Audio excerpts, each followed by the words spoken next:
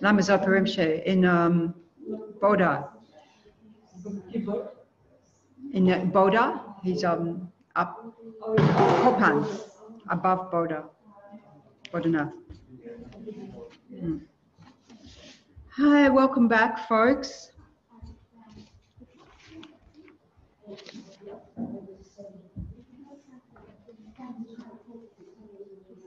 Okay, so we're just settling in back into the Gompo. A few more joining us currently, seems. Please sit. Good. Okay, so just wrapping up what we're talking about, just summarizing the, just briefly, the three principal aspects of the path. So, as Lama Yeshe said, this renunciation or determination to leave psychic existence, definite emergence, emerging, focusing on emerging, leaving behind suffering and its causes, which is, of course, the first of the Buddha's teachings, which is the, if we talk about the causes, karma and delusions, but particularly on the delusions rooted in ignorance.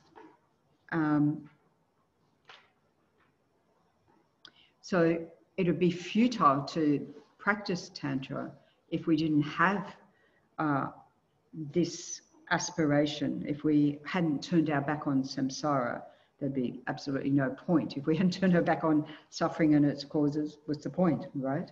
But then in the practice of Tantra, as we were discussing, it can lead to, and the purpose, to develop extraordinary abilities and power, as well as this experience of bliss, when we talk about this sort of bliss and emptiness. And if we haven't generated a mind of renunciation, then we can get hooked up in that and just get hooked up in the bliss, attached to the bliss, which is a danger because it's a misunderstanding of the function. And that will be then a great hindrance to our spiritual development. And maybe this is one of the contaminations that people do get caught up in with the whole tantric sex thing and all of that business. You know, they get confused, right? So that's why we need this mind of renunciation, the wish to definitely emerging mind, and need to continue, not only have a foundation of that, but continue to develop that as we're developing our tantric practice. And the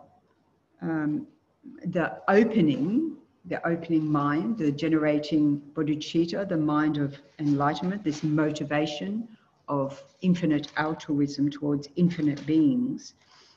And it has to be all beings without exception, because if we're not open to all beings without exception, we won't attain the goal of Tantra. We won't become a Buddha.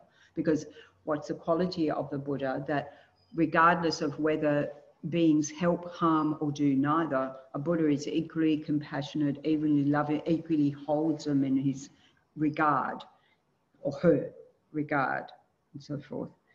So there would be no point. And without a strong bodhicitta motivation, you know, we might practice for some weird idea of personal gain or personal reasons, selfish reasons. And so that, then the trap would be, it only increases our self-grasping, our ignorance, our self-cherishing. So again, it would be counter. But it's also quite interesting that say, well, you know, if there's so many Buddhas out there and great bodhisattvas on the path, why do I need to attain enlightenment? Why me? Why do we all need to? You know, can't they do the job for us? Well, of course, we know the Buddha said, you know, a Buddha can't do the job for you, can't relieve our suffering, can only show the way. But on the other aspect is there are beings, people in this world, in our life right now, in our previous lives and our future lives, that we have that particular karmic connection with, that it's going to be us that's going to lead them to enlightenment. You think, well, can't the Dalai Lama do that? I mean, he's got the goods, right? Or Lama Zopa Rinpoche, or all these other wonderful teachers, far more advanced than me. Why me? You know, because karma is very personal, right? So we have particular connections with particular beings. So it's a very individual thing.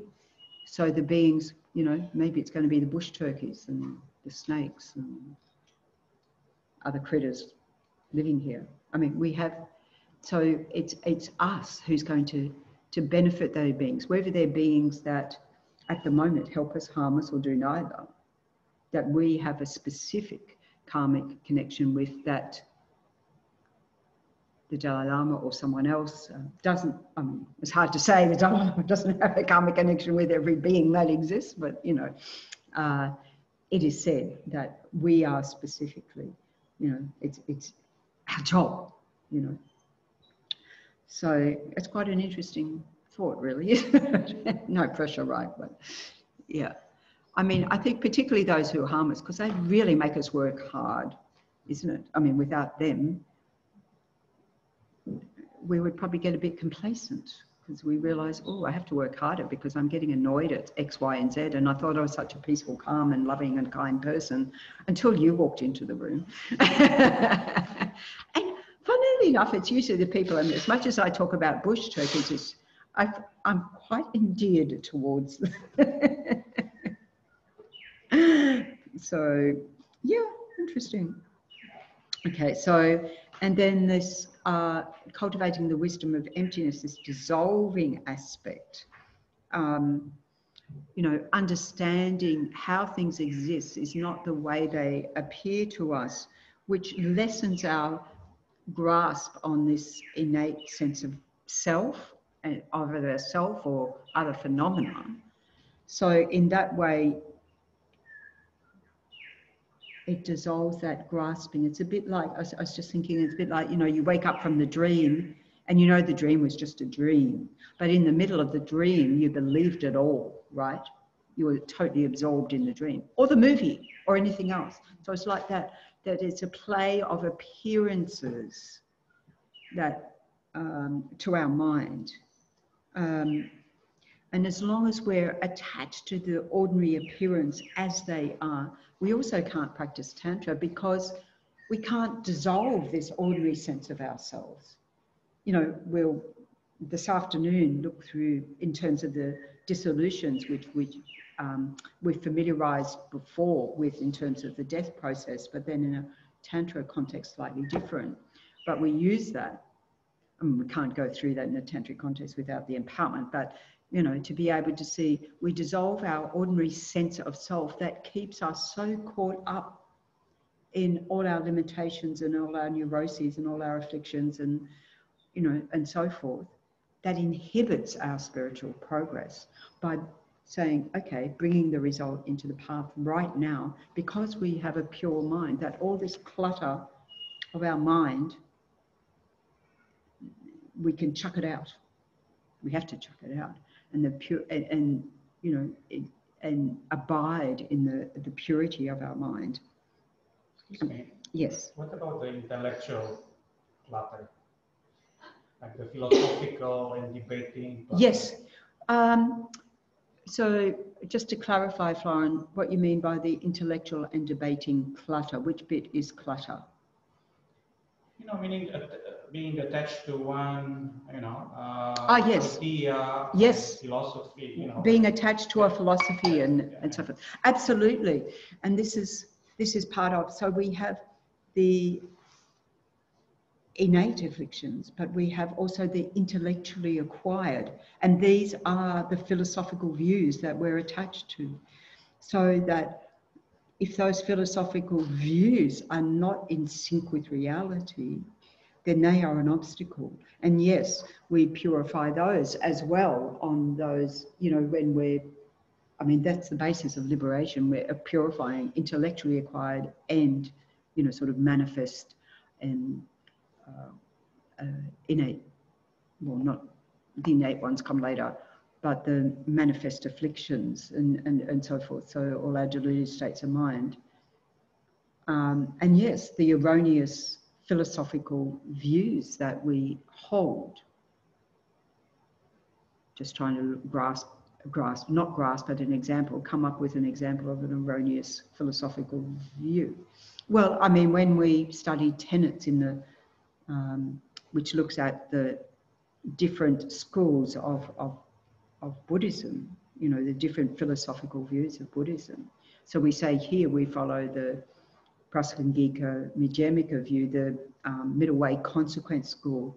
And particularly when we're talking about emptiness, this is the one that is the most subtle view of emptiness. So that if we don't follow that view, we're not going to attain a full enlightenment because we haven't completely eliminated all the subtle obscurations of the mind, right? So when we look at the different schools, you say it's sort of the lower schools, there's got to be something existing from their own side. There's got to be something out there existing from its own side, whereas the most subtle view says merely imputed, merely labelled by the mind. So that because our mind merely labels it, that label can change, right? Because our mind can change and we can view things differently. And this is the power that we bring in Tantra, of being able to do that. So cutting through appearances, basically, cutting through the appearances. So that's why this is the view that will cut through altogether cyclic existence, eliminate, and then also the potentialities, the seeds on our mind stream as well, when we look at the obscurations to omniscience. So yes, philosophical views absolutely get in the way. I mean, just if we look at, can I say, gross views of karma. Oh, well, it's your karma. In other words, it's a fatalistic view, right? You just got to live with it because that's your karma, like nothing you can do. And that's ridiculous because there's everything we can do. It's absolutely everything we can do. Yes, it is. But if I inform myself about purification practices and so forth and engage in those, and it's absolutely necessary for Tantra. I mean, a lot of it is purification practice as we engage in, like we had here, you know, the 3-month Vajrasattva retreat, which hopefully we will be able to do again next year at the end of the year, which was the plan. But let's just see what happens in the world, you know, what our karma is to be able to have a face-to-face one, but we can always all do it individually. Maybe I'll talk about that next module in December. One more, yeah. My last chance in this round. Of course, there's another round next year. Just get to say it all over again. No, not all over again. You had your hand up, yes. Venerable. My simple mind says, can't I do all of that without Tantra? Can I do, like, purify all those things and do all of those things that you're talking about? Remove the subtle imprints and do, I mean, not, right now I can't do it with anything, but theoretically. Okay, so what do we, can you do it without Tantra? What we said, it's the SWIFT method. So we develop a greater power of bodhicitta, and it's the method of bringing together the two bodies, two subtle bodies, right. Subtle wind and subtle mind is the method of Tantra, bringing those two together. So it's a much more, yeah, it's much, yeah, a more powerful method. And it said that you can get to the, you know, 8, 9, 10, but we still need that practice of Tantra, right?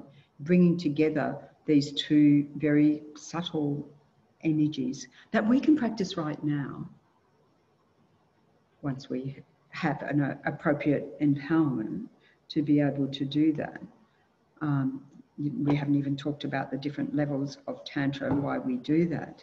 And actually, you could say that right now, you have been introduced to the foundations of Tantra. I mean, look at these deities, and having done, you know, sort of Chenrezig practice, having done Lama Tsongkhapa Guru Yoga practice, and so forth, which are, you know, you can see they're like, there are the preliminaries for the practice of Tantra. Indeed, even, you know, we can right now, those who, you know, even without having taken a tantric empowerment, we're able to engage in a meditation, visualization, mantra practice, which is what tantric practice involves, the three of those coming together. We can do that on the basis, on the foundation of Shakyamuni Buddha fully, because that aspect of the Buddha teaching is it's said to be the aspect of the sutra path. So, you know, when we, if you look at, for example, how to meditate and the visualization there of Shakyamuni Buddha, or not in this retreat book, but in the Gold Prayer book, which has a daily practice on Shakyamuni Buddha, and you do, everything dissolves into you, and you arise in that aspect of Shakyamuni Buddha, and you emanate Shakyamuni Buddhas out into every direction for all other beings. So this is a very powerful foundation for Tantra practice. That we'll be doing next month or whenever. We'll be doing next month.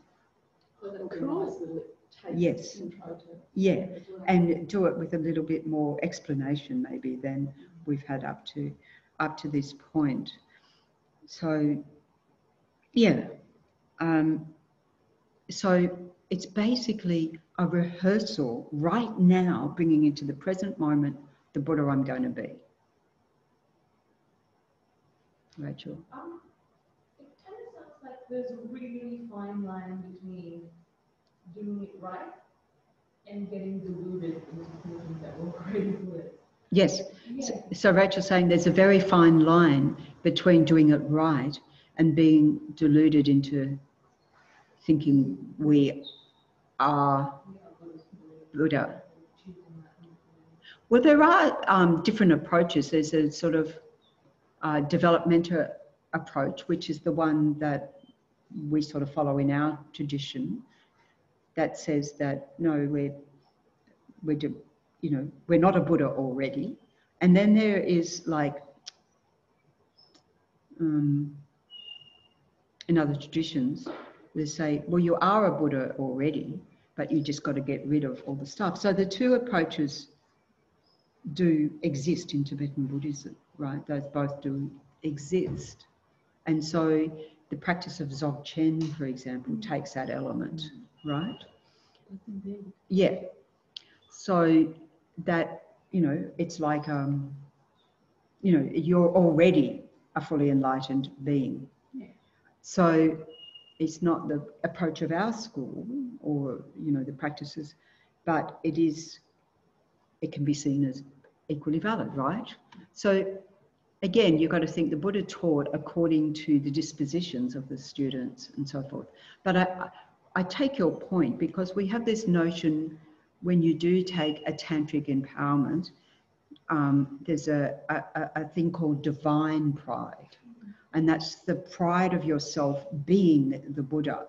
Now, if we're doing that with an ordinary deluded mind, which of course we are, because, you know, until we have a pure mind, this is where we need the stability to know that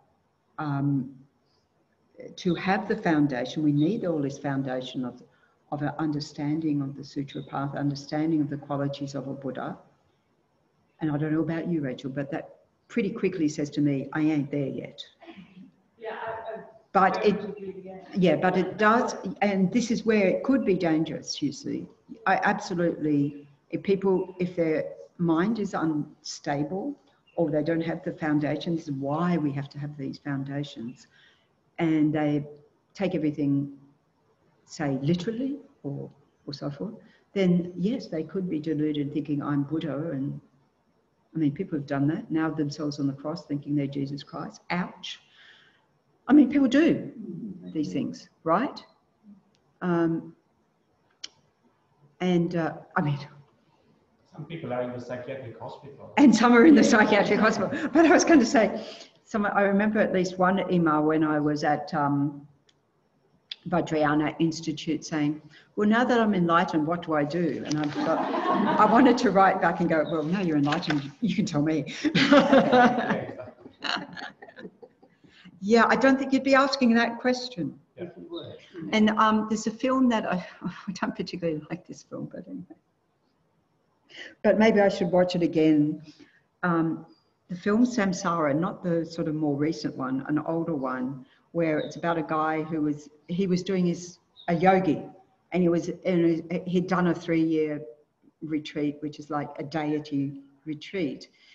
And so to the extent that when he finished his retreat and the village was having a celebration, he was actually still in meditation pose, and they brought him down and so forth. So the film's called Samsara. So he was a monk, but he ended up, let's say, breaking the vows. Okay. So you sort of go, even at any level, those delusions can come in. And it is true, people who've done 3-year retreats have gone off the rails. So to do those 3 years, this is why we don't start with a 3-year retreat. Don't start with a tantric deity retreat. Usually we do some, like when you even take a tantric empowerment, particularly highest yoga tantra, where you have to do it's called an approximation retreat, where you're approximating or getting closer to that deity by focusing on that. So say we did the Vajrasattva one, and it says, don't focus on the numbers, 100,000 mantras, but you calculate on a daily basis how many mantras you need to do. And even though it says focus on the visualization, focus on all of this, 99% of the time you're focusing on the mantra count. And that's probably a good thing too, because it's like a safety guard. I mean, I don't know that this is an official line, but just saying, because again, you are doing heavy duty purification. So stuff comes up, and we have to have a good foundation of purification practice to even contemplate that, really, to be able to handle that, because it's like stuff's got to come up, it's got to get out, and it's never pretty. I mean, because it's got to come out, right? And it can be very, very confronting. So we need the courage of the bodhisattva practice and so forth. We need the determination of renunciation, and we need the motivation. I'm doing this for the benefit of others. Because if I was doing it for myself, hey, I'd give up day one. You're just like, really? I could do all this before dawn? Okay. Romy. Hi, Romy. Oh, so you're Kai. So I thought you weren't with us. Oh, there you go. So Romy's question. When you take highest yoga tantric initiation, part of the vows is to have pure view and see everyone as Buddha. How does this approach differ from the approach of gradually seeing your development into Buddhahood? I think this is what we're talking about right now, Romy, do you think? Oh, okay. Oh, hi, Kai, both there. Wonderful. Wonderful, wonderful, wonderful. In New Zealand. Can I say, Romy's one of our wonderful Dakini dancers from the Long Life Pujas for Lama Zopa Rinpoche. We were hoping to regather again together at Bendigo in March. That didn't happen. Wonderful. So, yes, so we're getting on to more about pure view, but this divine pride is part of that. So the pure view aspect, I think it's coming up a bit soon, is we regard ourselves. So like his question about, sort of, isn't there a danger of really believing that we are already Buddha? So we sort of discussed around that. Seeing us, everyone else actually as the deity, that is challenging, right? seeing the environment as a pure land. I don't find that hard at Chenrezig Institute. I might find it hard with our friends from Nepal. As Lama Zopa, when he was up on Swayambhunath Stupa and with Nick Rebush, you know, who takes care since the 70s of the Lama Yeshe Wisdom Archives, of, you know, the Lama's teachings.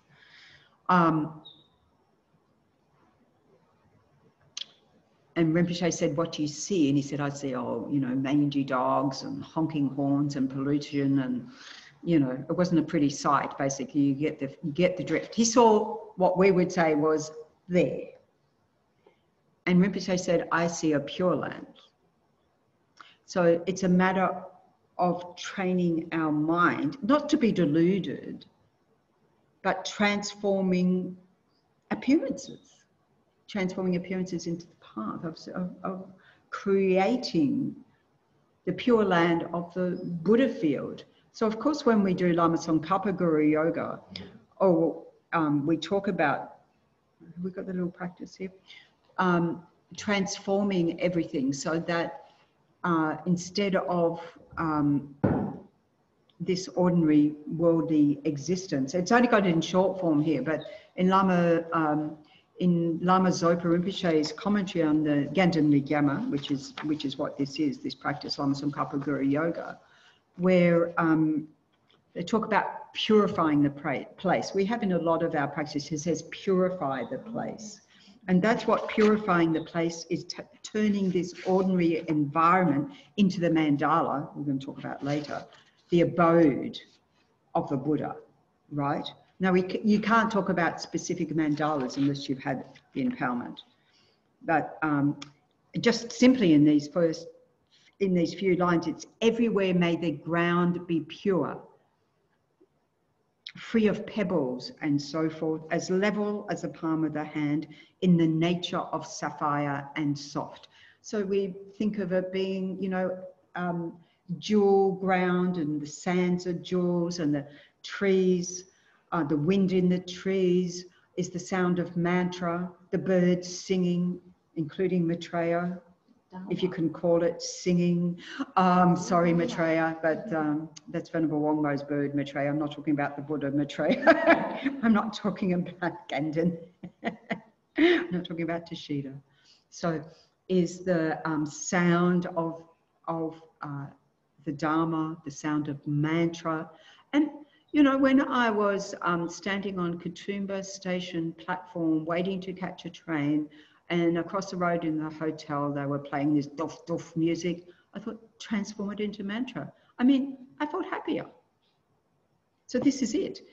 We've got to see the functionality of that to enhance our powerful states of mind, which is positive states of mind. I'm working on the leaf blower at the moment. So Venerable Wangmo is transforming the leaf blower into... The sound of the leaf blower into Dharma? Yes. The sound of the leaf blower into Dharma. And when we look at, like when we've done the Lama Tsongkhapa Guru Yoga retreats here, we have taken those elaborate, when I've led it, I've taken those sort of more elaborate descriptions of the Pure Lands, quite profound. You know, so we've used Lama Zopa Rinpoche's commentary and Choden Rinpoche's commentary and 100 Deities of Tashida, that commentary, to really enhance that practice. Of course, when I lead it, I do it like that until Geshe-la says, stop talking so much, just do the practice. Because he's like, I want them to recite, you know, 100,000 or 800,000 big semas in the next few days. So yeah, so we can see that in our own practice. But if we think that person getting angry with us, and we in our minds try and transform that, then what happens is our afflictions lessen, our reactivity lessens. But then, of course, in our practice is when we're, you know, by engaging in tantric practice, And even without empowerment, there's quite a few elements we can do. For example, when we engage in the Nyungne practice, there's a lot of this that we can engage in without an empowerment. So that we're training our mind to develop that Dharmakaya mind, the wisdom body of a Buddha. And by seeing our body, of course, when you do highest yoga tantra, there's a whole body mandala, which, you have to do that empowerment to describe that. So what we're doing is basically working with very subtle energies. We talk about the subtle body. So it's beyond this clunky body. So this comes up in Tantra, that you're working with channels and chakras. I mean, people have heard chakras, right? But channels within the body. Already there are some aspects of that we can do. When we've done the 9-round breathing meditation, you're visualizing the 3 main channels in the body. And then there are all these branch channels that come out from all the chakras and so forth. And there's a whole elaborate system there. There's a subtle, like Lama Yeshe calls it, psychic energy of our body, working with subtle energies, because we want to get to the aspect of working with subtle mind and subtle body. And so that enables us to do that. So this is a way that it is quite different, Romy, than, quite more powerful, not contradictory to this sort of gradual causal development approach to Buddhahood. Even prostration, I think, is even a prostration tantric, practice, because the way you are doing it, it's you bow to somebody who you consider as Buddha. Yeah, which is not a tantric practice to say you're bowing to someone you consider a Buddha, but you start to get towards it. For example, when you can do the prostrations with Vajrasattva practice, so that you're prostrating, you're visualizing Vajrasattva. Sometimes when we do was that in the Vajrasattva retreat, or was that in the Lama Tsongkhapa Guru Yoga retreat? I can't remember, but anyway, you can do the Vajrasattva practice, say, in Vajrasattva, you're visualizing in front. I mean, you can do it with Shakyamuni Buddha, you can do it with any of the Buddhas, and you're visualizing white light. This is white light coming through your brow, purifying your body, and then you visualize, as you're prostrating, red light. And each time Vajrasattva dissolves into you. So each time you stand up, Vajrasattva dissolves into you. And then red light coming in through the throat.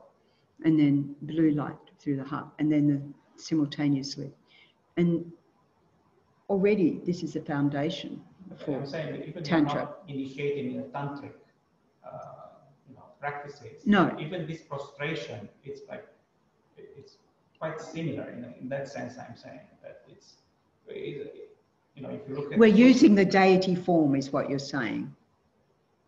That's what you're saying, because often the prostration, if we're doing Chenrezig practice, we prostrate to Chenrezig. If we're doing Vajrasattva practice, we prostrate to Vajrasattva. So we're using the deity form at this point as an external form, right?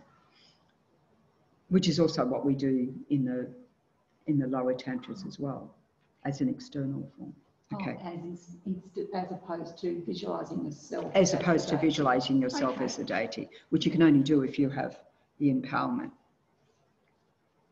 Okay. So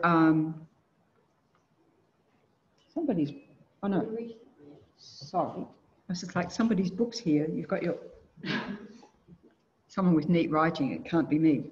No, that would be wrong. All right. So, yeah. Okay, so we're up to fundamental purity of the mind.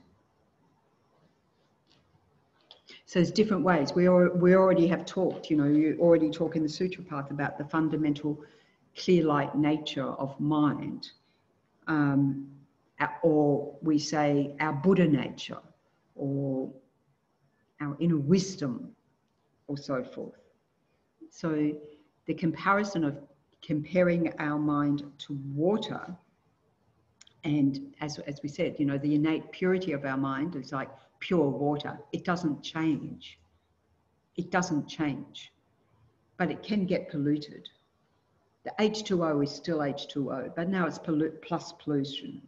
But we do purify that. So that's, at the moment, our polluted minds, our contaminated minds under the influence of all our afflictions. And the Buddha talked about these 5 hindrances, which we'll look at.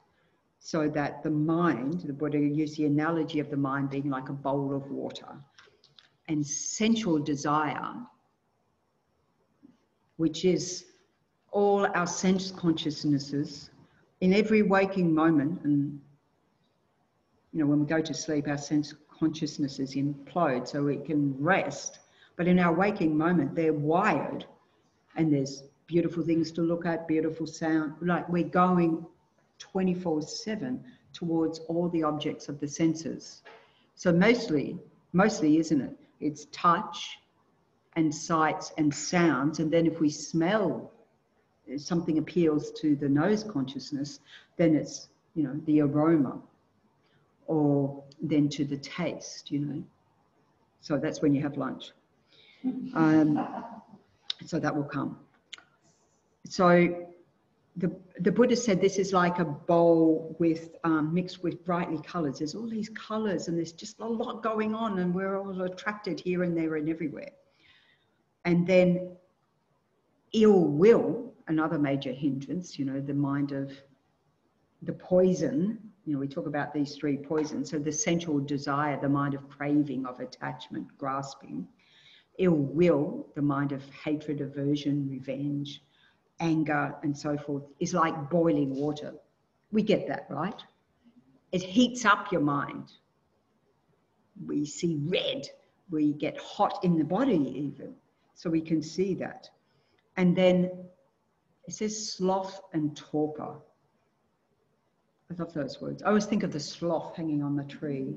So this is a sort of lax mind, dull mind, too lax, lazy mind, but mainly it's this sort of dullness, particularly when we try and meditate, you know, and it's said to be like the water's covered by mossy plants. So our mind is sort of dull.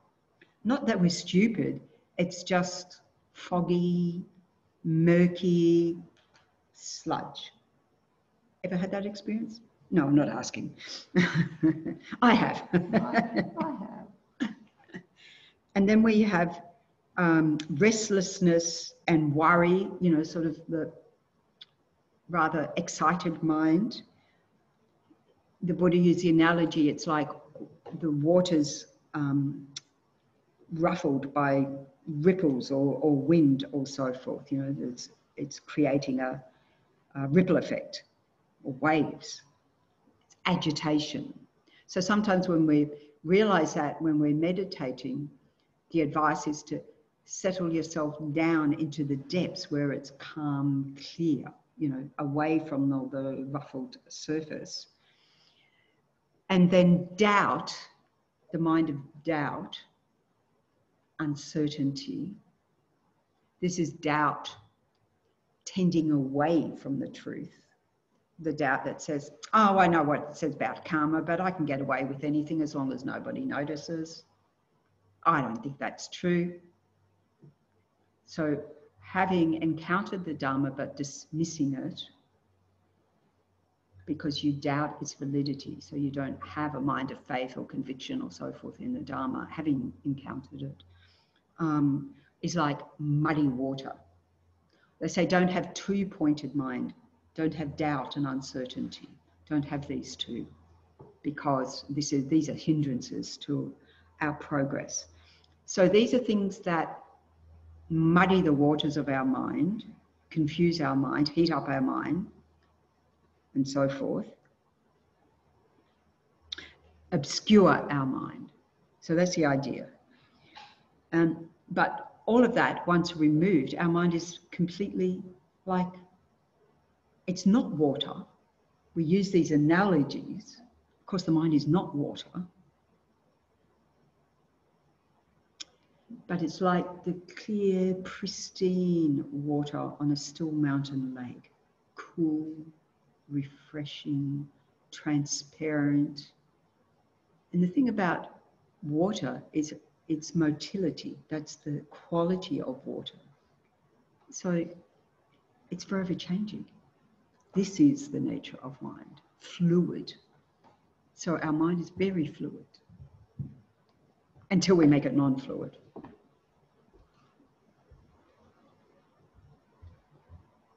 And by purifying, then our innate positive qualities shine forth.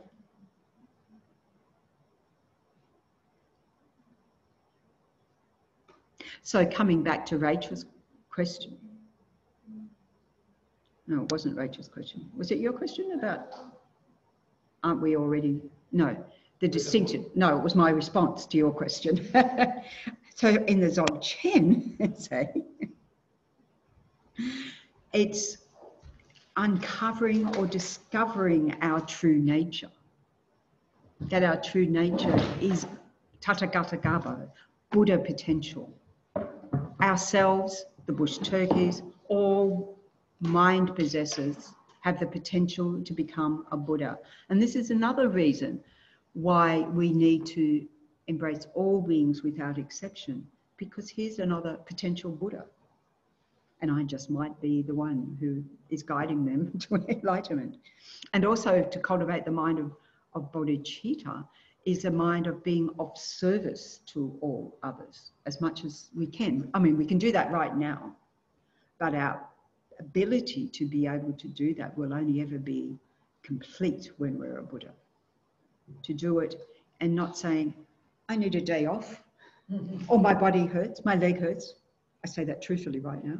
I mean, not right this second, but you know. In general, at this. In general, at this point in time. Because why? Because I went for a wonderful walk up to a lookout and saw 360 degrees of the Sunshine Coast for the first time in my life. And it was a great day. And as my sister-in-law said to me, well, sometimes you just have to do that and then just suffer the consequences because I've got a body. So until I transform this body into a body of light, hey, it's going to have aches and pains. It's okay by me. Might be a little while before I go up to that lookout though. Next time I'll take a hat, sunscreen and water. Okay, that was a digression. So it's said that the spiritual path is not acquiring more things that we don't already have. It's revealing that we do have those and cutting out the obscurations that get in the way of that in the first place. So Lama Yeshe said, when we have developed our inner purity, inner compassion and inner love, we can see the reflection of this purity and loving kindness in others. So when we've developed it, we can see that in others. At the moment, we probably impute that in others because we're practicing as good Dharma practitioners, right? We're working on it. I know you're innately good, but boy, I'm working on it, you know. Because what are we doing? We've got a dualistic mind. I put you out there. And you are the source of my problems. Actually, it's my mind that's created you as a problem, but I don't see that. You're just you. But my mind has said, you are a problem. You are a bad person. If I was honest with myself, it's not that you're a bad person, it's just I don't like you. And that's something I have to work on if I want to become a bodhisattva, let alone a Buddha. You see what we do? We do this, right? We do this. Story, story, story. But even our dear loved ones, you know, I don't know, sometimes people say, especially my dear loved ones, know how to press our buttons, isn't it? So they speed us up the path to enlightenment. Thank you very much, dear loved ones. I have to say,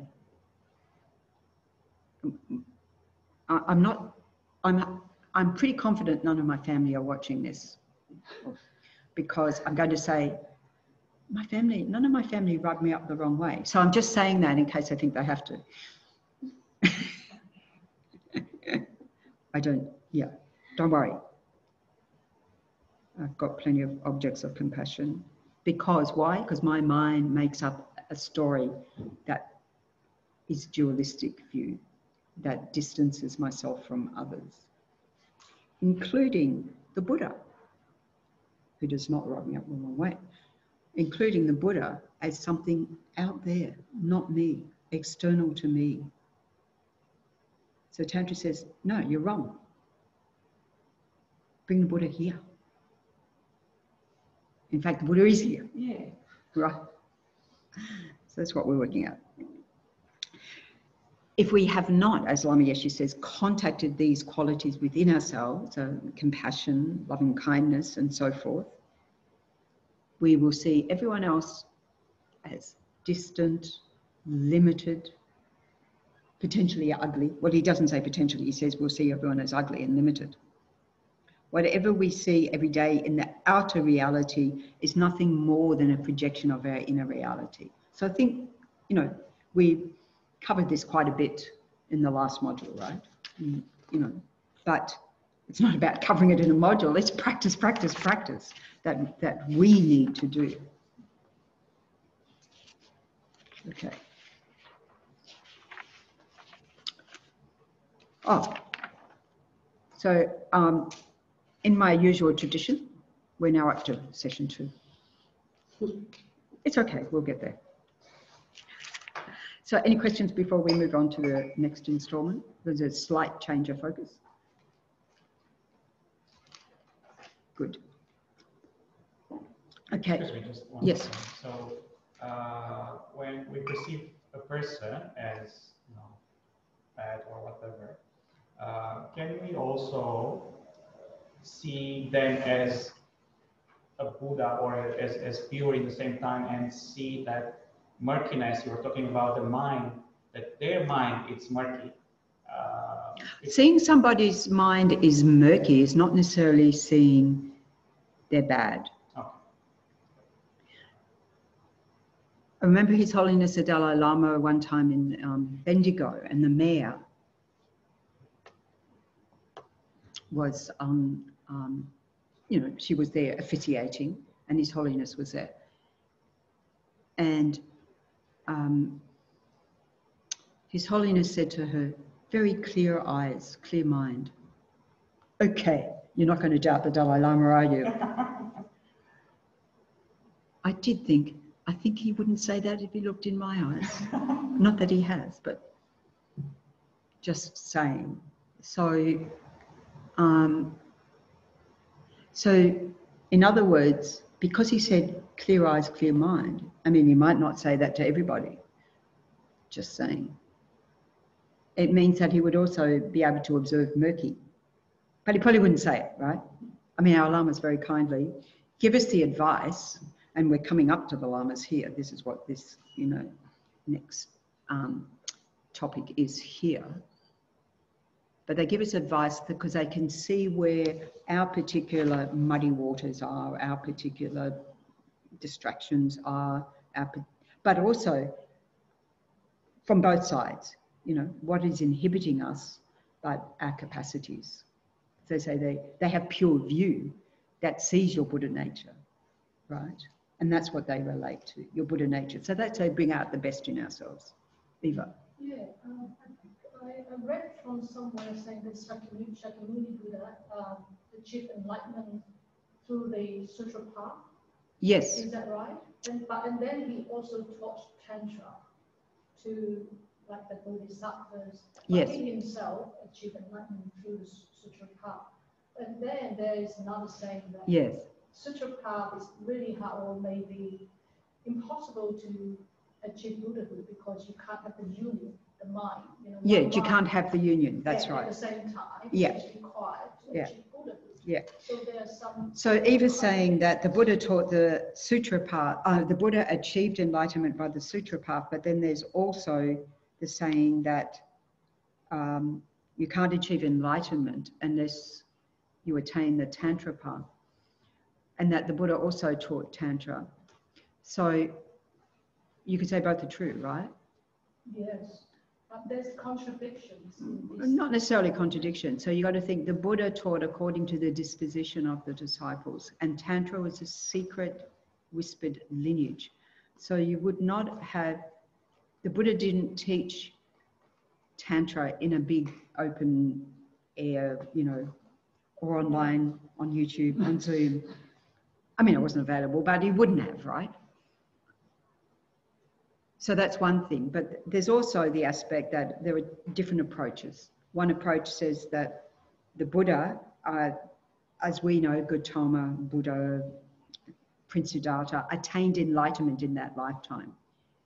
There are other interpretations that he was already an enlightened being, but showed the aspect of showing the whole path to enlightenment for the benefit of beings in this world, according to their dispositions, right? Hinayana, Mahayana Sutra, and Tantra, according to the dispositions. So yes, the countless three great, not just one lifetime, countless three great eons. And so being able to, we could say, we could deduce that if the Buddha was already enlightened, but already could refer to, in this past life I was this, in this past life I was that. Although we do see the aspect of, well, the Buddha sitting under the Bodhi tree and being able to see all his own past lives, being able to see all the past lives of all the other beings in the world, which means you know exactly how to benefit them. Well, not in existence, not just this world. And then, you know, having completely purified his mind and having completely accomplished all the positive qualities, knowing everything there is to be known. And then at dawn, arose an enlightened being. So you'd have to think, wouldn't it be great to just do that in one night? But is that possible? I mean, I would just ask the question. The Buddha said to ask questions, you know. Is that possible in one nighttime? Perhaps not. It was just like the last night. It was the last, yes. I mean, he'd practiced the 6 years of austerities. He'd done, you know, the hard yards. Absolutely. But there were already indications in Buddha's childhood that he already had both realizations and skillful means. He was one of those beings who was just good at everything. You know, I think when they did, what was it, archery or this and that and the other, he was good at everything. I mean, I think of Taitong Gyalpo, you know, this prayer-a-thon we're doing at the moment, 24/7 prayers for the pandemic to go down. Taitong Gyalpo, when he was in Tibet, and was the only one able to pacify the epidemic, and then gave the transmissions of these prayers, which, you know, Lama Zopa Rinpoche also gave online in March, you know. And anyway, so now we're doing all these prayers. Well, he was an engineer, he was an architect, he was a physician. It's just like, what couldn't you do? And said to be a Buddha, an emanation of a Buddha. So we don't really know. I mean, it's so that if we've got to say that, we have to say that the Buddha taught Tantra in secret. Yeah. And so it said that when you practice, also you practice in secret, right? You don't even, say you take a tantric empowerment, you don't even tell other people you've taken. I mean, it's a bit awkward when you're at a Dharma center. I mean, that's a bit awkward when you're at a Dharma center and others, even they are not in the same empowerment, but they're around and they know, you know. But the idea is to try and as much as possible to keep it secret. But then we have practice days and we go, oh, who's turning up to the practice day? Oh, you must have the empowerment, you know. It's not to, in a Dharma center is okay, you know, because everyone's supporting everyone in their Dharma practice. And even say I took a Vajrasattva empowerment, right? Even the only people you can discuss that with is the ones that were in that same empowerment with you. Not somebody else who took it at some other time. Because the Lama might have given different instruction. Of course, they're going to give the same empowerment, but you know, there might be different instructions there. So there are things that can be generally discussed and things that can't be generally discussed. So that protection of it, because it's also according to the Lama, knowing what is right for that particular group, or it might have even been one being within that group who got the empowerment and everybody else had a good time. No, got blessings, you know. We talk about different levels.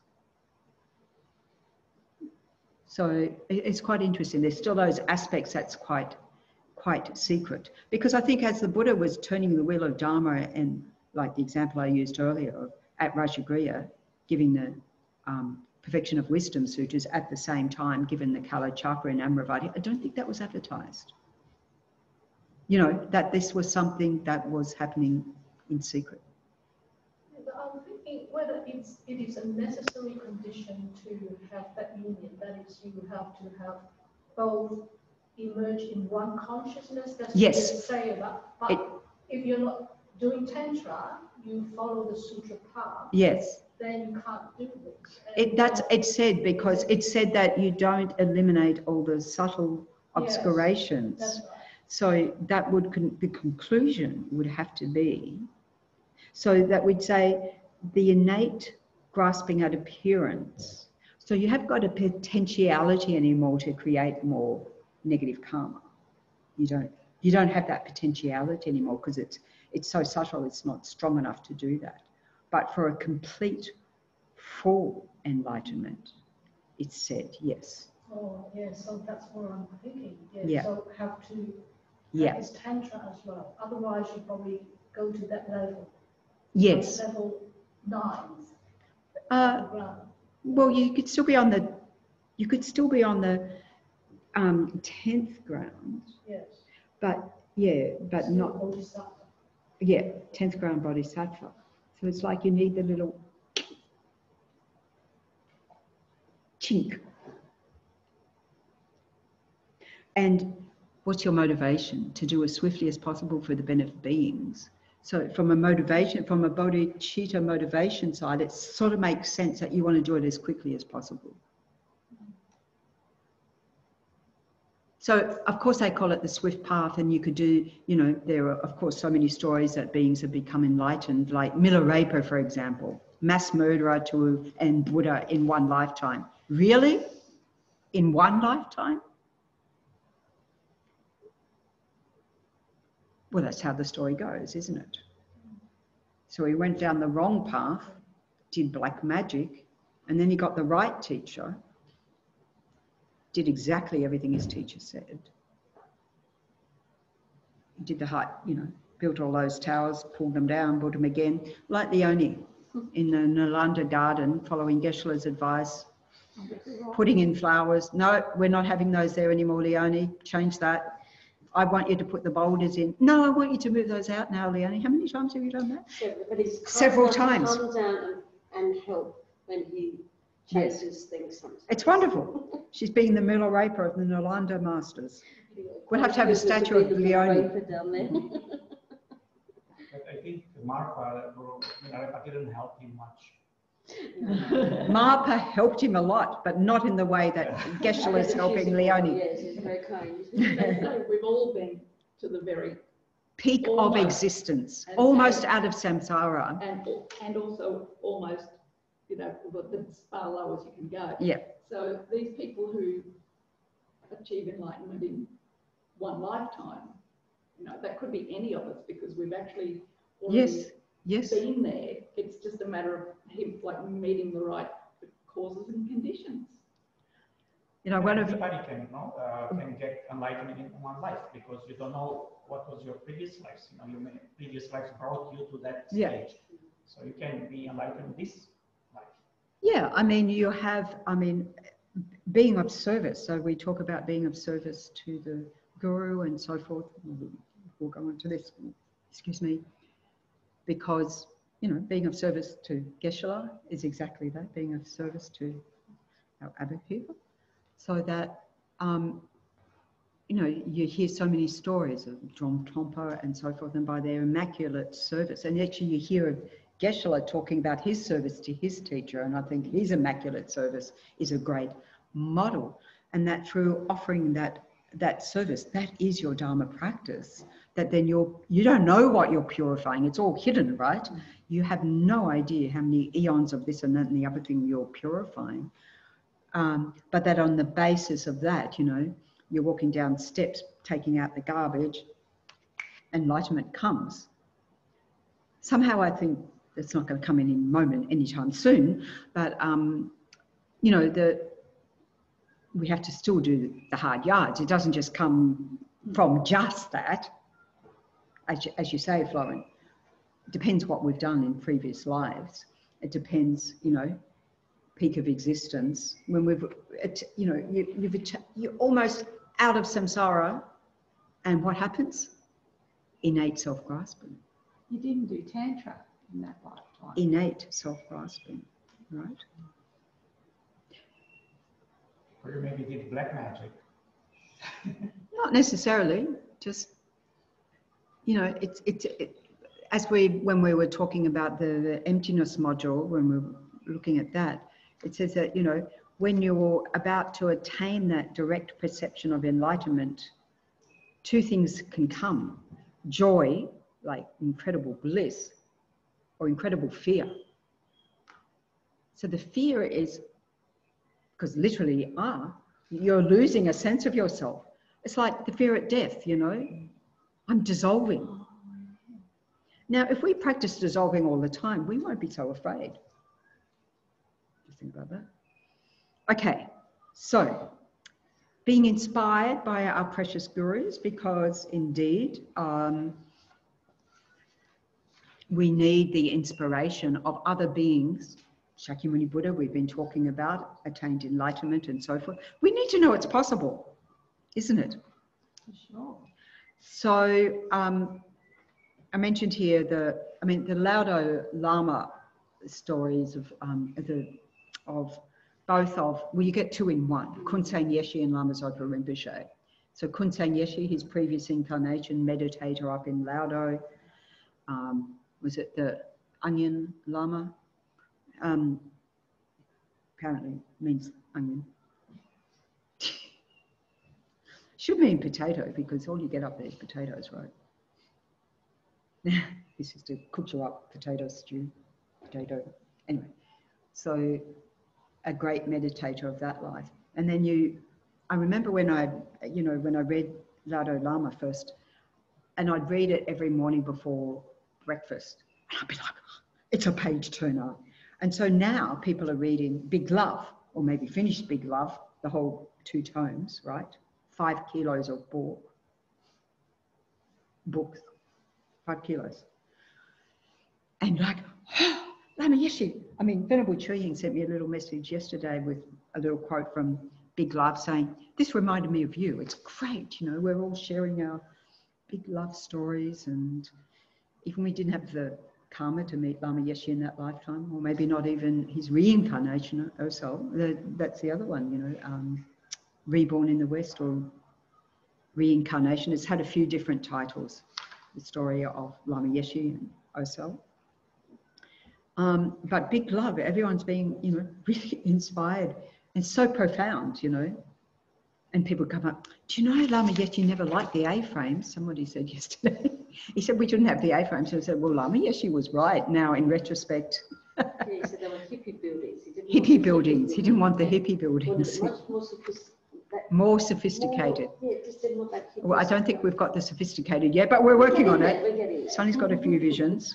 So we need to have inspiration. Or I was thinking, you know, Jan Willis as well, who very early on met the Lamas. I think one of her books more recently was Black Baptist and Buddhist. Black Baptist Buddhist, something like that. Anyway, that was her autobiography. Enlightened Beings. I mentioned also the book about the, you know, all the deities by John Landau and Andy Weber, who does the art training. I think there's a course coming up here soon. I'm not sure what it is he's doing as that one. But anyway. Wisdom realising it's like Heart Sutra or something. Heart Sutra. I don't know what the drawing of wisdom realising emptiness is going to be. No. Prajna Paramita. Yes. Yes. The mother of the perfection of wisdom sutras. Yes. Prajna Paramita. Prajna, wisdom. Paramita, perfection. Prajna Paramita. Yes, she's the mother of wisdom. The mother. Actually, the perfection of wisdom sutras are in short called the mother. Okay. So we need it because we need it to sink into our hearts, you know, maybe as we're listening or as we have listened to Dharma teachings, it sort of comes in the head, but we have to get it into the heart, or the spiritual practice in our hearts.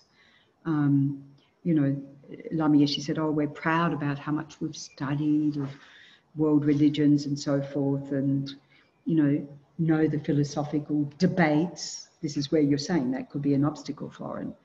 And that's exactly in line with Lama Yeshe as well, of course, you know. So why? Because we lack the blessings or the inspirations in our mind.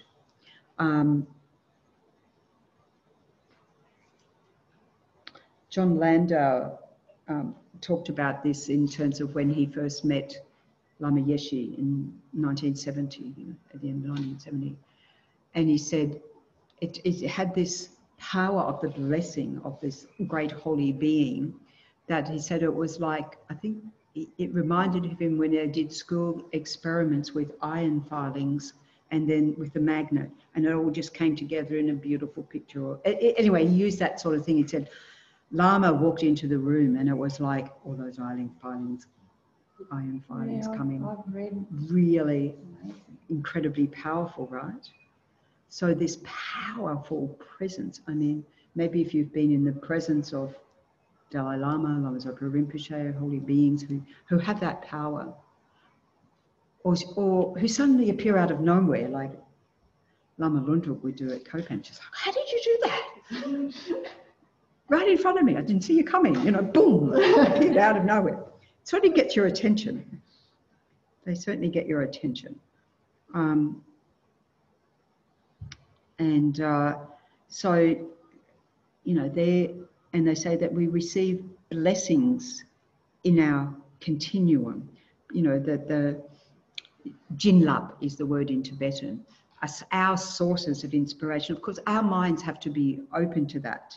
So it's the transformation, that blessing is the transformation that happens in our mind when it's sort of uplifted, empowered. In fact, in Tantra, we talk about receiving and empowerment. You know, our mind feels good, brighter, lighter, more capable, and so forth.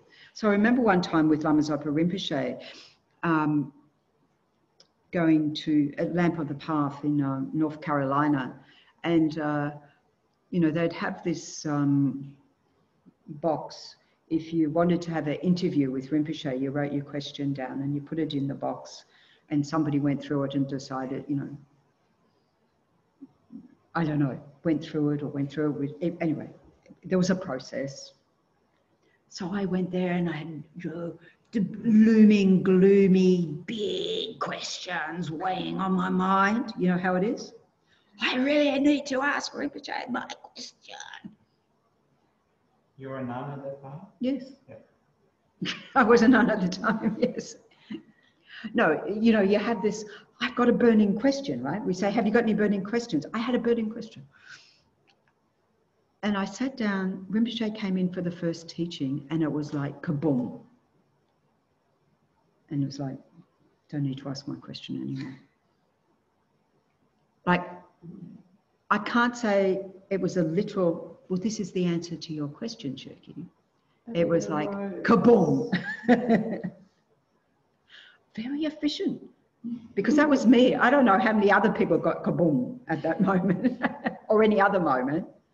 But for me, it was like, okay, very efficient, Rinpoche.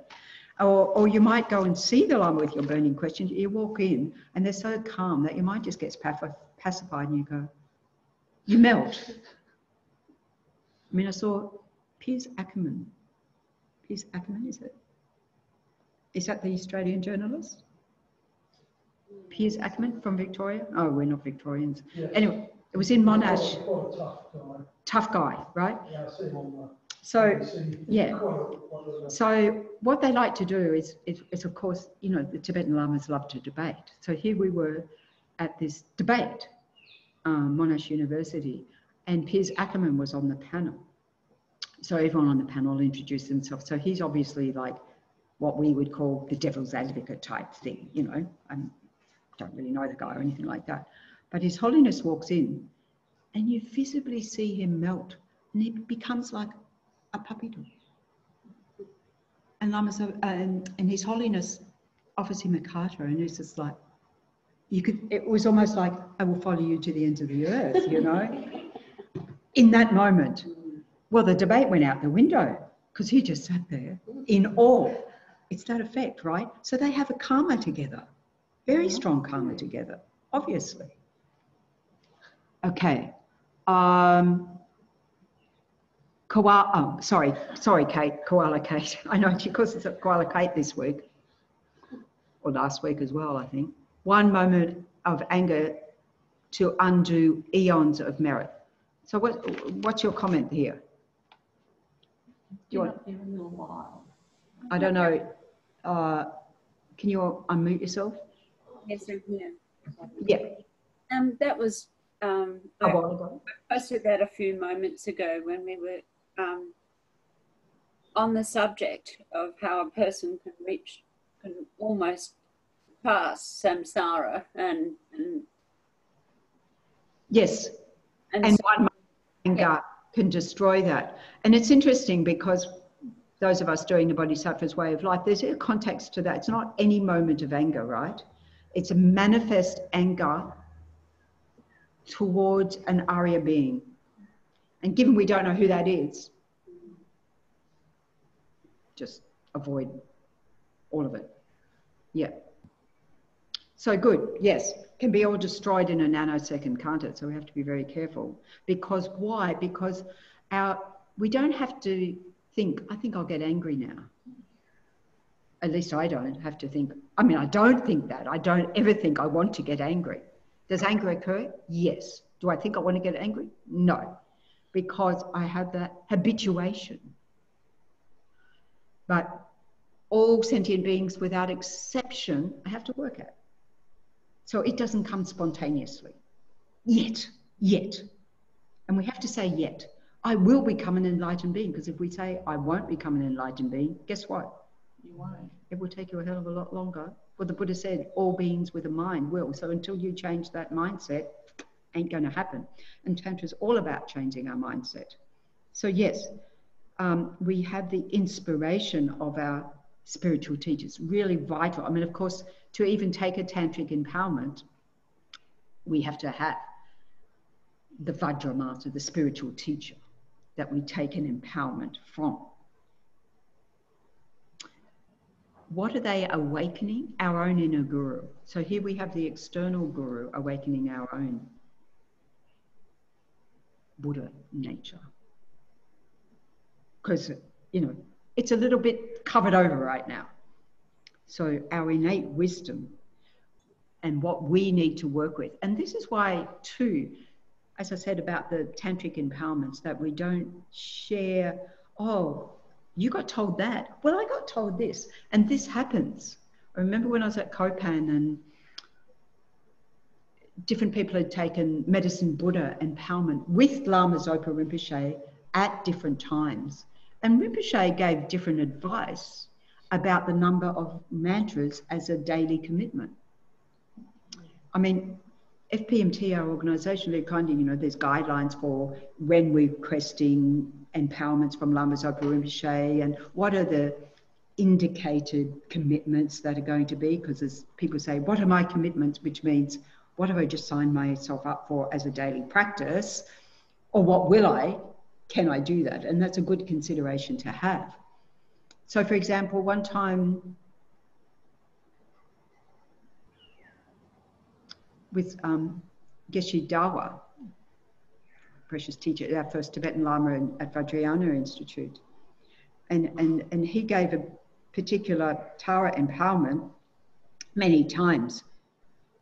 Some people, usually you got within 1 year, the minimum, 100,000, do a approximation retreat, 100,000 mantras, right? Some people got 400,000, some people got 1 million and whatever. Now, when I took that empowerment with Geshe Dawa, I thought, I don't know how big a commitment's going to be. I'm just going to work on it. He did not give the commitment. This is fine.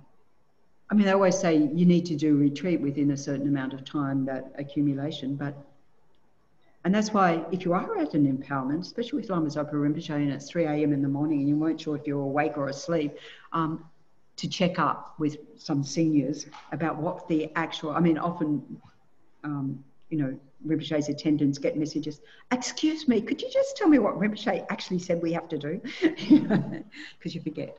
And this is why it can be very different, because it's dependent on circumstances, on the people, on the time and place. There's many different considerations, okay? So any Lama that we take any empowerment with is immediately your teacher. So you're not saying, so you have to consider that.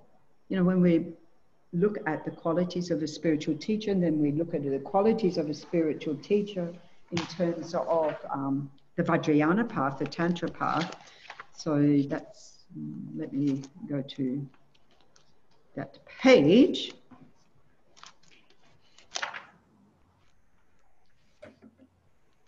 According to Vajrayana, wise, patient, honest, without pretense or guile, your 3 doors, which means body, speech, and mind, well subdued. Well, we don't know if their mind's well subdued. I mean, maybe you do, but I have no ability to read anyone's mind, including my own. You have both sets of 10 qualities, so we have to know the Sutrayana, Vajrayana 10 qualities. No mantra and Tantra, because, I mean, they need to know the stuff that they're giving you. Skilled in drawing and explaining, that's in relation to the mandalas and the drawing and explaining.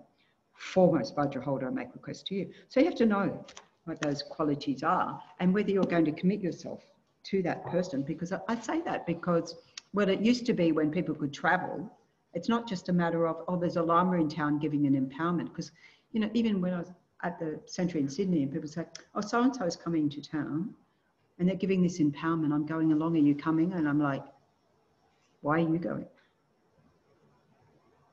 Because you have to have make sure you've got a Dharma connection with them. So when His Holiness teach, like I said about the 10 days for the Kala Chakra, His Holiness did the same in Sydney. And the first few days are nothing to do, well, should never say nothing to do, but are not the actual tantric empowerment, and not teachings around that. So usually it's Nagarjuna's fundamental wisdom of the middle way, or entering, you know, Chandrakirti's supplement to the middle way, or something like that, which His Holiness has been teaching a lot this year on Zoom. And so then he would say, I remember in Amaravati, he said, you are the intelligent ones. You know, if we advertise there's going to be an empowerment, there's going to be Kala Chakra, you know, thousands of people come. But you're the intelligent ones, you've come early to get these teachings. And of course, when the others come, because they know it's really not going to happen until the last few days, and then they come and says, oh, you're the intelligent ones because you didn't need the other teaching. So he sort of plays everybody, makes them all feel welcome. And maybe that is the intent, because what is the intent of Tantra? Bodhicitta. To empower our practice of bodhicitta, because our goal is to become a Buddha, we want to do that as quickly as possible. So you have then a commitment to that Vajra master. They are your teacher, and that's a very strong karmic connection. You know, some of us might know, you know, my root guru is blah, blah, blah, and that's your private business. And so you have a particular, especially particular karmic connection with them. You may take even empowerments from others, but if it's offered by them, you're going to run to that one because this is my teacher, you know. Or you may have more than one. So this is because just like us for other beings, we will be their teachers if we're not already. Right? No pressure. Just saying. We will guide them to enlightenment because we have that karma with them. Okay. So I think we're very fortunate to have this in our lives. So that person's never not your teacher this life or all other lifetimes. Because you also take these vows for, like bodhisattva vows, for all future lifetimes. I mean, that totally freaked me out. It's just like, but what do I when I'm a cockroach? Not that I'm planning to be anytime soon, just, you know, it makes you consider it very strongly. Okay, so all of this conditionality on having a mind of faith. Now, we have looked at this before, that faith is, in other words, faith in the teacher. So for me to receive a blessing from the Lama, I have to have conviction and faith and karmic connection to that Lama, isn't it? Right? To receive that. If, you know, we use the analogy, if I'm an upturned pot, nothing's going to go in. So they can be showering down blessings till the cows come home and nothing's going to happen, right? My Lord, yes. I understand that initiation, which is empowerment, is like a seed. It's a seed, yes. Empowerment, initiation, like a seed in the mind. It depends on you as a soil. Yes. How you know, grow that seed. So it's, in the end, it's up to you or up to your... Yes, everything's a dependent arising, isn't it? So a Vajra master can give an empowerment. Like, and this is where it is, because people go a bit gaga, I think. I mean, they have I don't know, they hear tantric empowerment and go running, but they don't necessarily follow through afterwards. Like they have no idea what they've just done. I mean, it happens, and you've got to say, okay, then some karma has ripened to be there. Okay, good. And it's in some future lifetime, if not that, later in that same life, because I've heard people say, I never realized what I was doing. Then 10 years later, I realized I had this commitment, which I never kept. So now I'm having to do retreat, big time, you know, go back to the Lama and so forth. So there is that. Or Lama Zopa Rinpoche talks about, you know, when he was, I think it's in Laudo Lama, when he was a child, and he said, I think I was asleep in my teacher's lap. Did I have the empowerment? You know, so he has to ask the teacher, and the teacher can tell him. Not my business. So maybe some of us are in that boat. 3 a.m. Was I awake? Was I there? Or you're the person running around handing out things and it's just like, was I actually receiving? I think I was, because I was being of service to the Lama and I was there and yeah. Okay, so yes, it is, because it's what we do with that seed. I mean, what's the quality of our soil? And do we water it? Do we give it sunshine? In other words, do we do our practice? Do we follow the advice, etc., etc.?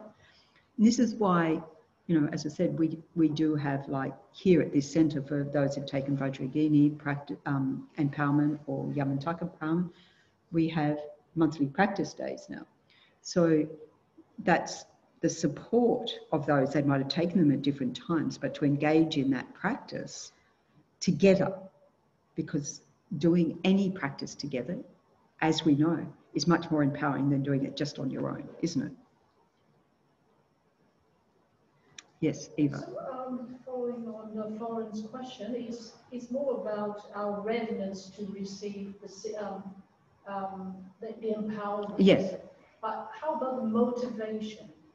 Does motivation come into the yes. equation? I'm thinking maybe this person is very ready, but the motivation might not be that genuine. Yes. Will that person still receive the empowerment, but might be going a little bit the wrong direction?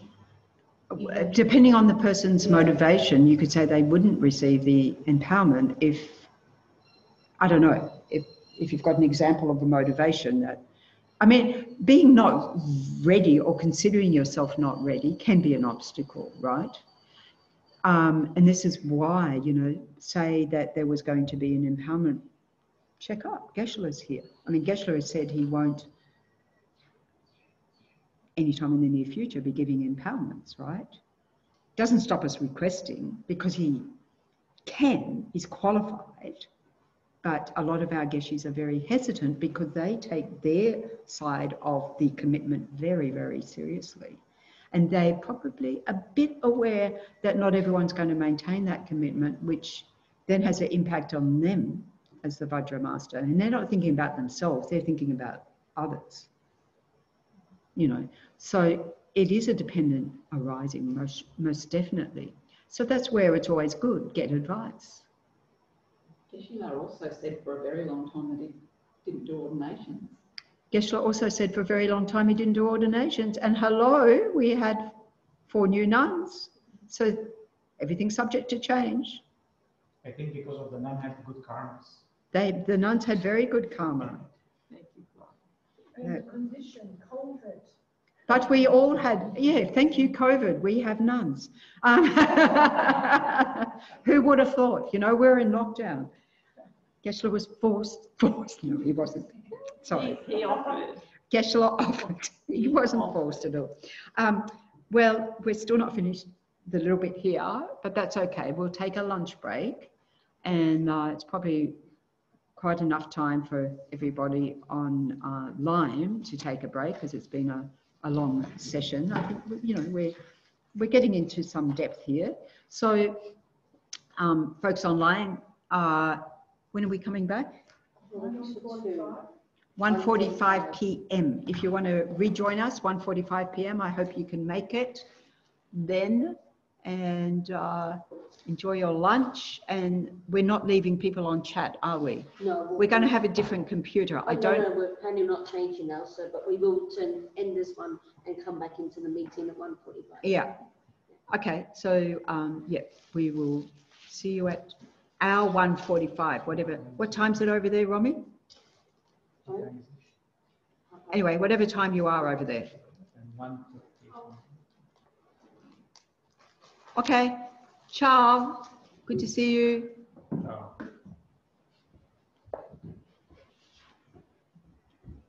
Sarah, I think you've got all the readings and everything anyway and outlined. So anybody who can't be with us this afternoon.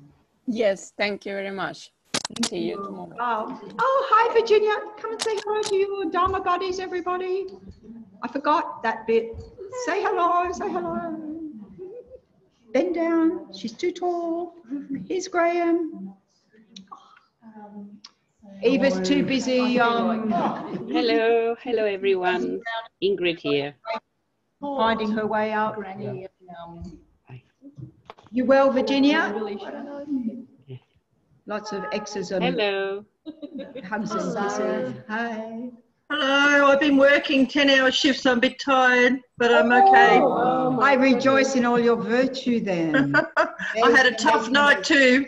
I had a really tough night, really unwell people. So I just, yeah, it was a tough night. So I'm tired, but it's good. I feel like I helped a lot of people and they're still alive. That's the main thing.